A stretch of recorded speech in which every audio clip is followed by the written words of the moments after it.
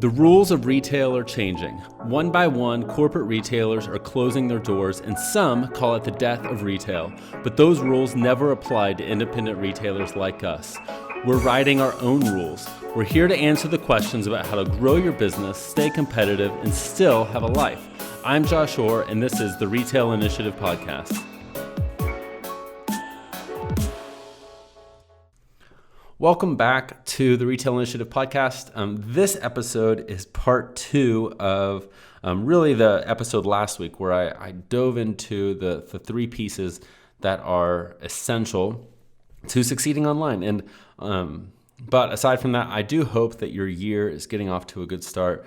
Mine has been a little hectic. A lot of times I kick the can so much on things through the holidays, and then I always run into January, and it's like my busiest month of the year. I don't know why, so I'm traveling way more than I want to, and it's a part of the job. I'm really blessed to have to travel, because if I wasn't traveling, if I wasn't doing any of that, then that also means that I'm not working.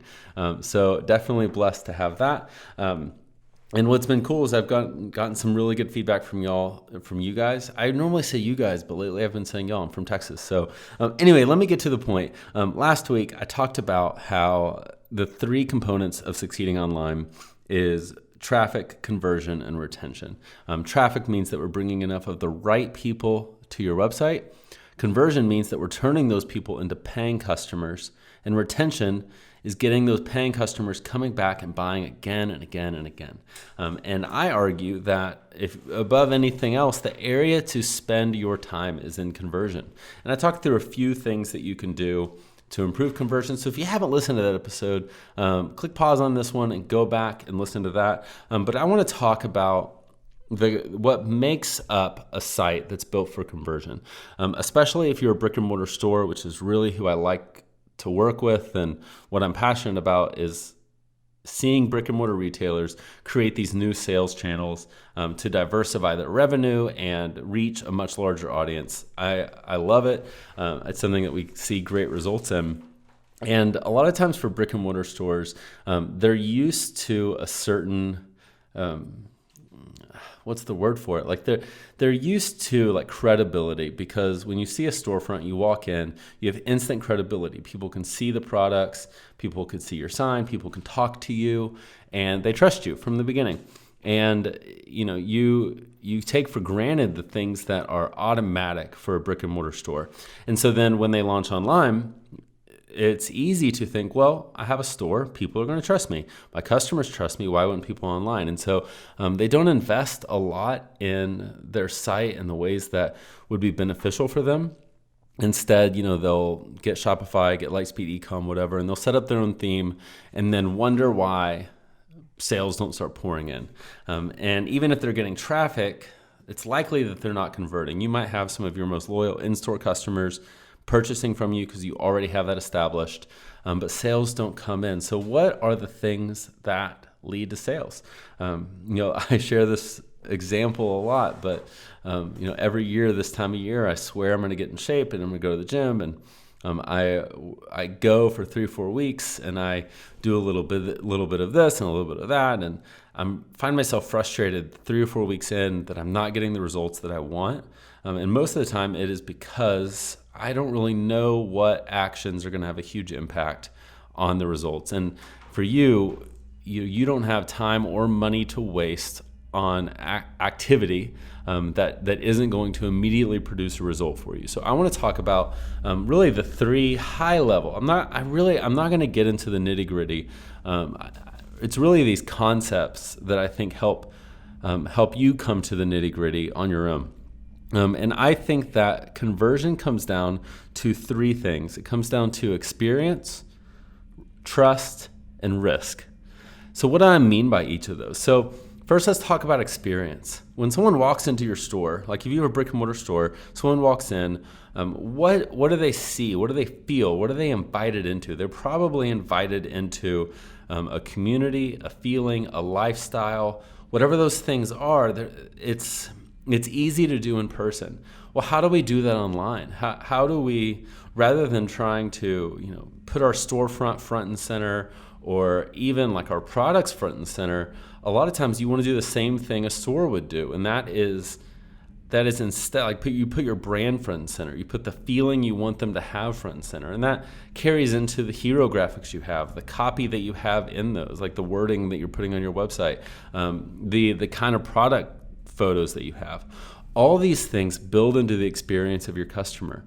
It also speaks to how easy is it to shop through your website. Like, is your navigation cluttered? Does it make it easy to navigate through your highest level categories that most customers tend to be shopping for, or see curated collections of your newest things and obviously like what you have on sale?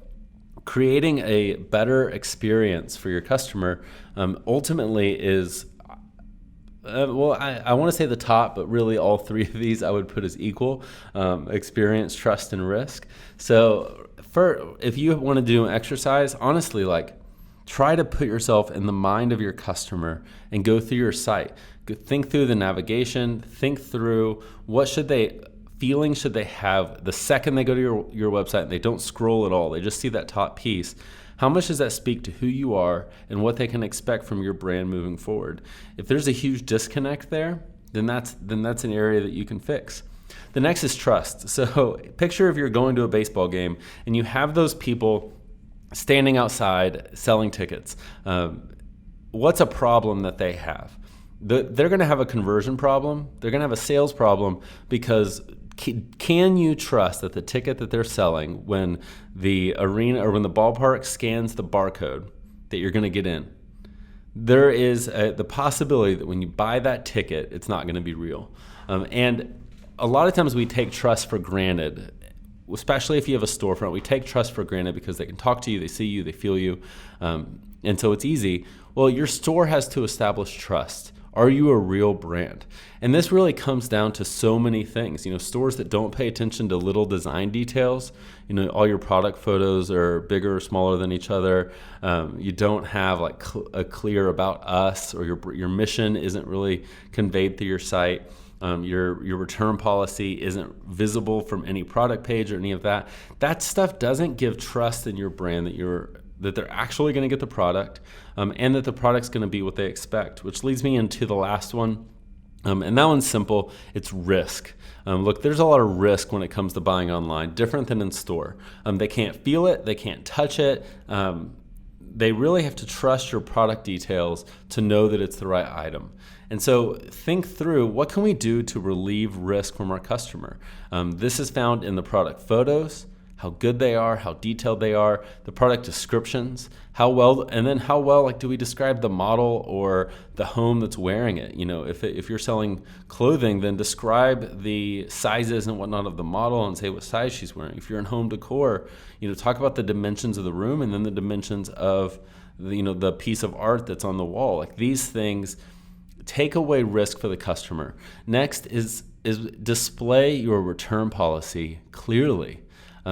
On the product page, on the bottom of the website, all these things, make it easy so people know, if I don't like this, how can I return it? Even if your policy is not super generous, by letting them know exactly what it is, you remove so much of that risk. So I hope that these three things that are really high level, I hope that these three things point you in the right direction on creating a high converting site. If you're interested in talking or getting on the phone to go through what these might look like, you can go to streamlineretail.com and submit the online form. I'd love to talk. Or you can shoot me a DM on Instagram. I'm at RetailJosh, and I'd love to connect.